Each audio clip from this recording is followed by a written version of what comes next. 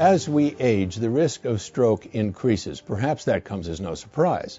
But there is another player in the stroke story that may play a more important role, and that is hypertension. In the European Heart Journal, researchers report on the incidence of stroke in various European countries and try to make sense of what is happening over time. The aim was to understand international trends in stroke in Europe and countries peripheral to Europe by assessing current mortality rates, the most recent 15-year prevalence trends, and the relationship between systolic blood pressure in community surveys and national stroke mortality.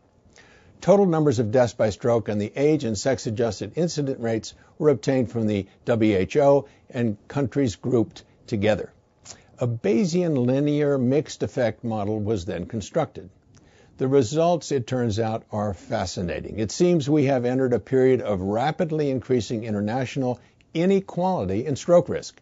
For both sexes, markedly higher death rates from stroke were noted moving from west to east.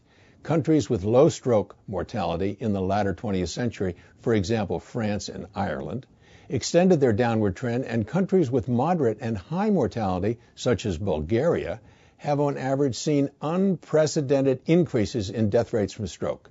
Now, this is not good news, obviously, but the real question is, what is going on to produce this disparity? The answer may lie in hypertension and its treatment. If we assume that stroke mortality can serve as a proxy for average blood pressure in a population, the data from this study demonstrate the necessity to adopt actions to increase the diagnosis and control of hypertension in countries where the burden of hypertension sequelae is still growing.